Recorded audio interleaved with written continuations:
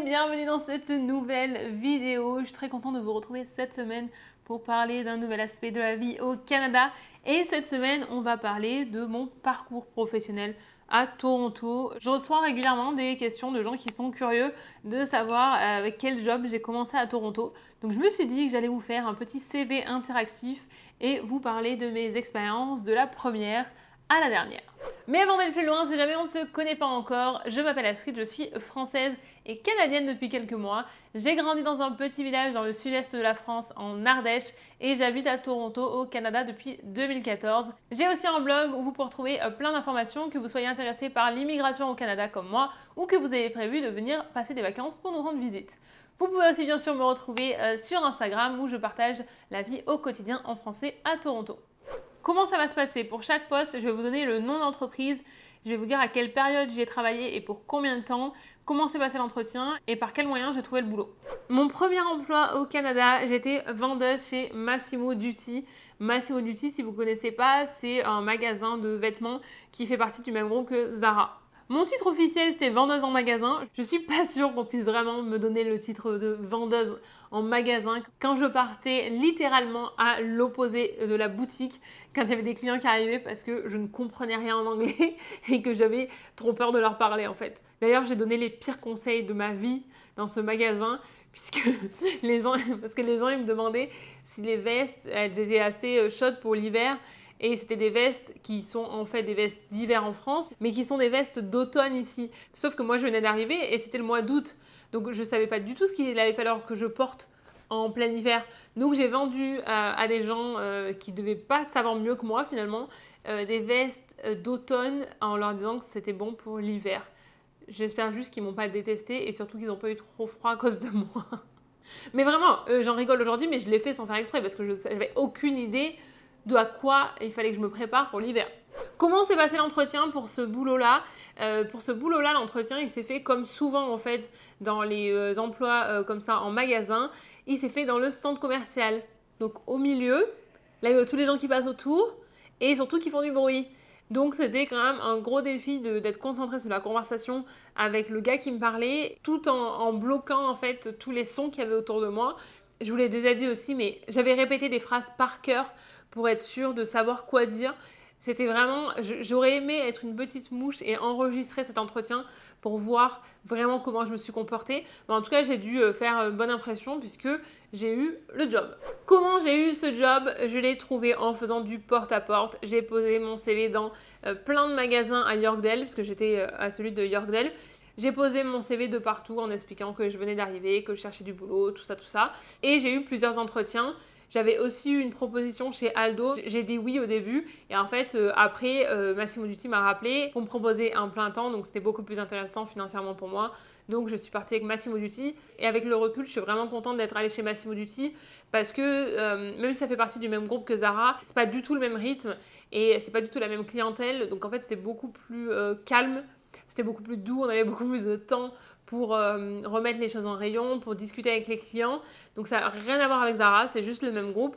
Et chez Aldo, en fait, la musique, elle est hyper forte toute la journée. C'est vraiment comment dire, c'est vraiment hyper intense et je pense que j'ai eu plus d'opportunités d'apprendre chez Massimo Dutti que j'aurais pu l'avoir dans d'autres magasins où j'avais postulé. Je suis donc restée 3 mois chez Massimo Dutti.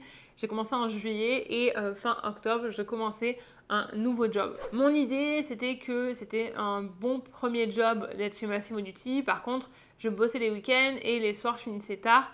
Donc, dans mon objectif de rester seulement 1 an ici, je voulais plus d'opportunités d'avoir des interactions sociales. Et souvent, les interactions sociales, c'est le week-end. Donc, je m'étais dit, OK, le prochain objectif, c'est trouver un boulot où tu vas travailler du lundi au vendredi sur des horaires un peu plus classiques pour pouvoir avoir tes week-ends de libre et pouvoir rencontrer plus de monde. Et donc là, j'ai commencé chez CDW. Il y a peut-être certains d'entre vous qui connaissent parce que je sais que j'ai certains abonnés qui y travaillent maintenant. L'autre jour, j'ai un de mes abonnés qui m'a envoyé une photo en me disant que j'étais encore dans le système parce que c'est d'un client qui n'a pas dû être beaucoup appelé parce que moi, ça fait quand même longtemps que je suis partie parce que j'étais 2014-2015 et qu'on voyait encore mon nom avec ma photo dans le, dans le système. C'est trop drôle de retrouver des petits morceaux de mon histoire au Canada, comme ça au hasard, dans votre histoire à vous.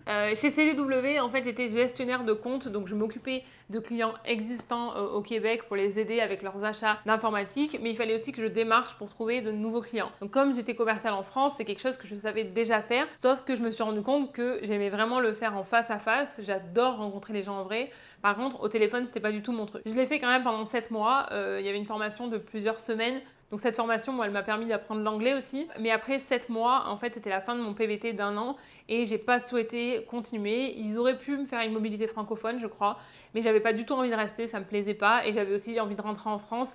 Donc je suis rentrée en fait à la fin de cette expérience-là de 7 mois. Ce job-là, je l'avais trouvé en postulant sur LinkedIn et l'entretien, je m'en rappelle encore, je me revois encore arriver dans ces bureaux, rencontrer la RH. C'était ma première expérience vraiment de recherche d'emploi au Canada parce que travailler dans un magasin et travailler dans des bureaux, c'est pas du tout la même approche. Et là, les RH en fait m'avaient appelé avant pour me donner des conseils sur quoi dire pendant l'entretien, ce qui était important à mettre en avant. Et je comprenais pas en fait, je me suis dit mais elle veut m'aider parce qu'elle voit que je suis nouvelle ou c'est quoi le truc? Et en fait non, c'est juste la façon de faire ici où souvent avant d'avoir un entretien avec le manager qui recrute, vous allez avoir un appel des RH qui vont vous donner quelques pistes en fait pour l'entretien et pour mieux vous préparer. L'idée pour eux en fait c'est que s'ils pensent que vous êtes un bon candidat, ils veulent vraiment vous pousser à donner les bons arguments, à vous mettre en avant correctement. Et ça moi je savais pas que c'était comme ça que ça se passait ici, donc je me disais juste elle veut être sympa avec moi. Après ça n'empêche qu'elle a été super sympa avec moi et j'ai travaillé pendant 7 mois là-bas. Et on s'entendait super bien, mais c'était pas en fait une faveur qu'elle me faisait, c'est quelque chose qui est dans la culture ici. Comme je vous disais, après 7 mois, c'était la fin de mon PVT, donc j'ai décidé de rentrer en France et je suis revenue en février 2017. J'ai pris un petit peu des vacances au début, donc j'ai commencé à chercher du boulot début mars et en fait j'ai trouvé en moins d'une semaine, donc j'étais trop contente et ça m'a confirmé aussi que j'étais supposée être là parce que évidemment en revenant 1 an et demi après, avec un deuxième PVT, j'avais plein de questions en me disant est-ce que j'ai idéalisé cette vie que j'avais au Canada? Est-ce que j'ai idéalisé les opportunités qu'il y a? Et en fait, de retrouver un travail si rapidement, entre guillemets, ça m'a confirmé que j'étais supposée être ici. Je savais pas ce que la suite allait me réserver, mais en tout cas, c'était un signe positif dans mon monde où je me suis dit ok, déjà, on m'accueille. D'ailleurs, j'avais eu un autre entretien direct. Je suis arrivée le jeudi ou le vendredi, j'avais eu un entretien le lundi avec une fille avec qui j'avais continué à communiquer sur LinkedIn. Bon, ça l'a pas fait finalement, mais pareil, ça m'avait remis dans le bain. Parce que mine de rien, après 1 an ici, mon anglais il était certes bien meilleur que ce qu'il était en arrivant, mais il n'était pas du tout au niveau que j'ai aujourd'hui. Donc j'avais pas la confiance que j'ai aujourd'hui en anglais par exemple. Et donc nous voilà, début avril 2017, je commence mon nouveau job chez New Sales et j'y ai travaillé jusqu'à début septembre ou fin août 2017. Je me rappelle plus de mon titre exact, j'aurais pu regarder sur LinkedIn honnêtement avant de faire cette vidéo, mais je vais vous décrire le job. Je devais appeler des mairies au Québec et je devais leur demander si c'était ok que notre client les rappelle pour leur nouveau service de cloud, pour stocker les documents. Et en fait, du moment où les gens me disaient oui, moi dans mon tableau je mettais oui et je gagnais une commission en plus de mon salaire par rapport à ça. Donc autant vous dire que toutes les mairies du Québec ont entendu parler de moi. Comment s'était passé l'entretien pour ce job-là? Je me rappelle être allée dans les bureaux, c'était sur Queen et River, donc un peu plus du côté est. Et par contre, c'était hyper pratique parce que moi j'habitais King et Bathurst, donc en fait je prenais juste le streetcar et ça me déposait devant. Et l'entretien s'était bien passé, je sais qu'ils avaient bien aimé mon énergie et tout ça. Le seul truc qui leur faisait peur, c'est que j'étais française et ils avaient peur qu'en fait ça passe pas au Québec avec mon accent. Donc le lendemain, j'ai eu un appel avec des clients à eux qui étaient québécois pour qu'ils m'entendent parler et qu'ils confirment si mon accent était bon ou pas, ou en tout cas si j'allais être comprise. Ça m'est arrivé plusieurs fois honnêtement à travers les années et c'est fort possible que vous ayez eu la même expérience où on m'a demandé si je pouvais comprendre les Québécois. Donc je dis oui, on parle tous français, c'est juste que c'est pas le même accent et on a du vocabulaire qui est différent, mais on se comprend, oui. J'ai même une fois, quand même, et là je me suis dit, t'as pas lu mon CV, meuf? Il y en a une qui m'a demandé si je parlais français. Et là je me suis dit, mais t'as pas lu mon CV, c'est pas possible, parce que c'est pas possible. Il y avait marqué partout, mon école elle était en France et tout ça, donc bon, celle-ci, je me rappelle plus après ce que ça a donné, mais en tout cas, c'est pas un job que j'ai eu, c'est sûr, parce que j'en ai passé des entretiens à travers les années, hein, je peux vous dire. J'ai pas noté tout ce que j'ai fait, mais j'en ai fait un paquet. C'est aussi votre signe pour vous dire de pas désespérer, que c'est normal d'en faire plein. Donc une fois qu'ils avaient validé mon français, j'ai eu le job et j'ai commencé, je crois, un mois après. Et j'ai trouvé ce job-là sur LinkedIn. J'y suis restée de avril à fin août, début septembre. J'ai été licenciée pendant que mes copines venaient me voir, elles étaient dans l'avion, je suis allée les chercher à Union, elles m'ont dit mais ça va pas? Ben, je lui ai dit bah, j'ai plus de boulot. Donc l'avantage c'est que comme ils m'ont payé mes 2 semaines, en fait je suis pas retournée travailler après et j'étais payée tout en profitant du temps avec mes copines. Donc le matin je postulais et l'après-midi on visitait. Donc c'était bon voilà. Encore une fois, j'ai vu le positif dans cette situation en me disant que j'aurais pas pu profiter autant avec elles si jamais j'avais travaillé. Donc voilà. Et après j'ai retrouvé un boulot 2 semaines après. Donc celui-ci, j'ai été licenciée. J'ai une vidéo aussi qui parle de mes 2 licenciements parce que j'ai été licenciée 2 fois. Comme ça, on arrive et on n'a plus de boulot. Si ça vous intéresse, je vous les mets dans la barre de description. Et je vous disais, en 2 semaines, j'ai retrouvé du boulot. En fait, j'étais vraiment paniquée à l'idée de ne pas pouvoir payer mon loyer. J'ai même pas cherché à voir si je pouvais avoir le chômage, alors que j'aurais pu avoir le chômage. J'ai tout de suite postulé de partout et j'avais des copines qui travaillaient dans des call centers en banque et qui me disaient, ils cherchent tout le temps des francophones, donc vas-y, postule, c'est sûr qu'il y a une des banques qui va te prendre. Et me voilà 2 semaines plus tard à commencer chez B2B Bank en tant qu'agent à la clientèle. Je crois que c'était le titre. En tout cas, je répondais au téléphone pour aider les gens avec leurs transactions bancaires. Si jamais ils avaient un problème avec leur RSP, parce que c'est souvent pour ça qu'ils recrutent, pour la saison des RSP. Si vous ne savez pas ce que c'est, je vais essayer de l'expliquer le plus simplement possible. C'est en fait qu'avant les impôts, il y a beaucoup de gens qui mettent de l'argent sur leur RSP. C'est le compte retraite. Et c'est pour ça qu'ils embauchent beaucoup de monde à ce moment-là, parce qu'ils ont besoin de beaucoup de soutien, parce qu'ils reçoivent un nombre d'appels beaucoup plus important qu'en temps normal. Mauvaise pioche avec moi, parce que moi je suis restée que 3 semaines. En fait, le jour où j'ai commencé mon boulot, j'ai eu un appel d'un autre entretien que j'avais passé et qui m'a dit nous on est ok pour te prendre, par contre tu peux commencer que dans 3 semaines. Donc j'ai gardé ce job-là pendant les 3 semaines et juste avant de commencer l'autre job, en fait, j'ai dit à mon manager que je partais. C'est un call center, ils sont quand même assez habitués à ce qu'il y ait du turnover et que les gens ne restent pas. Et là, il m'a proposé, il m'a dit tu veux partir maintenant, tu veux rester jusqu'à ce soir, tu veux revenir demain. Donc c'était hyper flexible et je lui ai dit non, non, mais c'est bon, je vais partir ce soir. Donc j'ai fini ma journée. J'ai seulement fait la formation parce que la formation elle durait 3 semaines et au moment où j'étais quasiment prête en fait pour être autonome et répondre au téléphone, c'est au moment où j'ai démissionné. Pour ce job-là, je l'ai trouvé sur Indeed et l'entretien, je me rappelle plus trop. Je sais que ce qui les intéressait, c'est que je parlais couramment français, mais aussi que j'avais de l'expérience en vente, donc j'avais de l'expérience en relation clientèle. Et c'est tout en fait, parce que j'avais aucune notion en banque. Ça m'a par contre beaucoup aidé pour comprendre un petit peu mieux le système bancaire au Canada. C'est comme ça que je l'ai vu en fait. Je me suis dit, je vais pas y rester longtemps, mais par contre, je vais apprendre plein de choses. Et quand je suis partie, mes collègues m'ont dit, mais t'étais hyper intéressée, tu posais plein de questions. On avait vraiment l'impression que ça te plaisait. Alors je leur ai dit, en fait, c'est que je suis curieuse de tout. Dès que je peux apprendre un truc, je suis contente. Et donc, j'ai sauté sur l'occasion d'être payée pour apprendre. Et ensuite, ça nous amène à mon autre job. On est toujours dans la même année. Donc 2017, ça a été l'année du changement. J'ai trouvé un job chez YP Dine, donc c'est Yellow Pages, c'est les pages jaunes. Ils avaient une partie où ils travaillaient avec les restaurateurs pour leur proposer des services comme un logiciel de réservation pour les tables dans le restaurant, mais aussi des sites internet. Et donc, je travaillais là-dessus en support pour aider les clients francophones. D'ailleurs, j'ai eu un gros quiproquo avec un client francophone. On s'est mal compris, je pensais qu'il était hyper énervé contre moi alors que j'avais trouvé une solution pour son problème. Et en fait, c'est juste que la façon de dire en fait merci, d'être reconnaissant et tout ça, j'ai cru qu'il me disait qu'il voulait mettre un coup de boule dans la tête.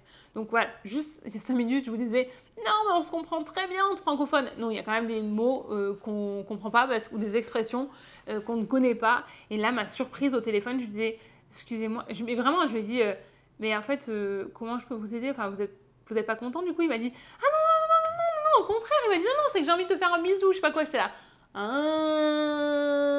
Ce job-là était vraiment cool parce que j'ai aussi eu l'opportunité de bosser sur les sites internet des clients. Comme j'avais un blog, en fait, ils m'avaient dit si ça t'intéresse, on peut te former là-dessus. Donc j'ai pu être formée un petit peu au code, tout ça, c'est là que j'ai appris des choses.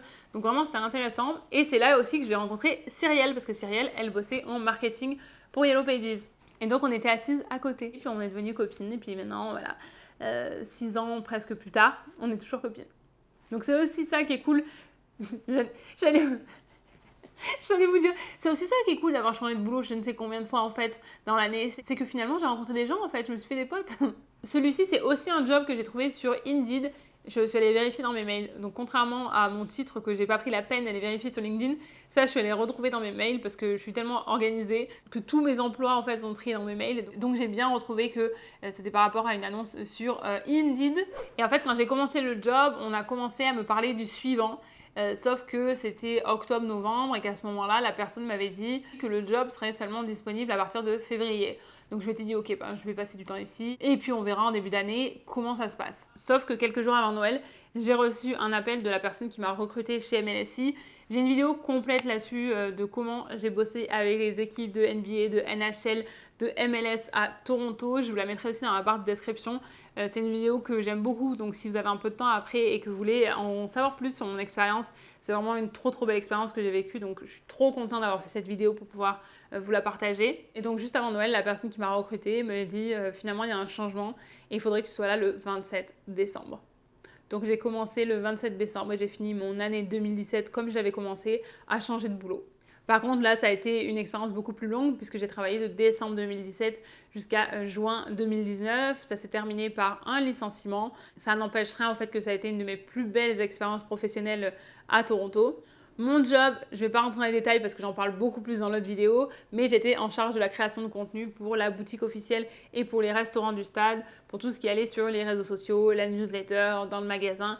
Donc c'était vraiment un job hyper intéressant. C'est le premier job que j'ai vraiment aimé au Canada et là où je me suis dit je me projette en fait à rester plus longtemps. Et la preuve, je suis restée 1 an et demi. Vous avez bien vu avec tout ce que je vous ai raconté avant que les autres endroits, j'avais pas prévu d'y rester trop longtemps, quoi. Et ce job-là, je l'ai eu grâce à mon réseau. En fait, la personne qui m'a recrutée savait ce que je faisais sur les réseaux, savait que j'avais un blog, que j'étais très active sur les réseaux et que j'avais beaucoup d'expérience sur les réseaux. Et donc voilà, c'est comme ça que j'ai réussi à avoir ce job-là. Et on va terminer avec le job que j'ai aujourd'hui. Je travaille avec une agence qui est basée aux États-Unis. C'est un job que j'ai trouvé grâce à LinkedIn. Les entretiens, c'était très différent de tout ce que j'avais connu jusqu'à maintenant parce que c'était tout en ligne vu que personne n'était basé à Toronto. Maintenant, on est quelques-uns à Toronto, mais j'étais vraiment, je crois d'ailleurs que j'étais la première employée canadienne. Donc c'est vrai que c'était complètement différent. J'ai rencontré des gens qui étaient à Los Angeles, à New York, tout ça pour faire mes entretiens. Donc c'était une autre dimension pour moi. D'ailleurs, pendant un moment, je ne vais pas vous mentir, j'ai cru que c'était un scam. Et là, parce que c'est mon boulot actuel, je préfère rester un peu plus discrète dessus. Tout ce que je peux vous dire, c'est que les grosses différences avec les jobs que j'ai eu avant, c'est que je travaille complètement de la maison, que j'ai beaucoup plus de flexibilité dans mes horaires et que je travaille avec une équipe qui est dans le monde entier. Donc c'est quelque chose de complètement nouveau pour moi. C'est aussi un job qui me permet d'allier ma passion, donc ce que je fais avec vous, avec une autre passion, parce que je travaille sur les réseaux sociaux aussi avec eux, mais la partie analyse, et j'adore chercher à comprendre pourquoi telle chose fonctionne, comment ça impacte notre culture et tout ça. Donc vraiment, c'est hyper intéressant. Si vous voulez avoir un peu plus d'informations, je vous laisserai aller sur LinkedIn, et c'est une histoire qui dure depuis un petit moment, puisque j'ai commencé, pour la petite anecdote, le jour où le monde a fermé. J'ai commencé en mars 2020 avec eux, donc ça fait plus de 3 ans que je travaille avec eux et c'est vraiment quelque chose que j'aime énormément parce que je travaille avec des gens qui sont passionnés par les réseaux sociaux comme moi, qui sont passionnés par les médias et surtout des gens qui respectent et qui m'encouragent dans ce que je fais avec vous sur internet et ça n'a pas toujours été le cas dans tous les boulots que j'ai eus et je pense que ça a aussi un gros impact sur le fait que j'ai pu beaucoup plus me développer sur les dernières années parce que je sais que je suis soutenue, que je peux en parler avec les gens avec qui je travaille, que j'ai pas besoin de me cacher comme ça peut être le cas dans certains de mes boulots avant. Donc voilà, c'est mon petit merci et ma reconnaissance envers les gens avec qui je travaille actuellement. Ça n'empêche pas que même si j'ai ce contrat avec une agence aux États-Unis, je travaille toujours en freelance.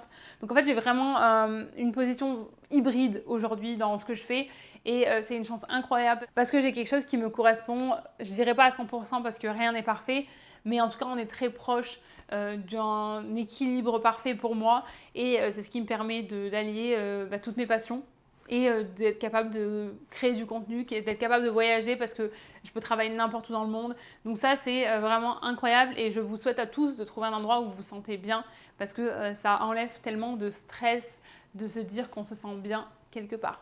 La dernière chose que je voulais ajouter avant qu'on termine cette vidéo, c'est que vous pouvez m'ajouter sur LinkedIn.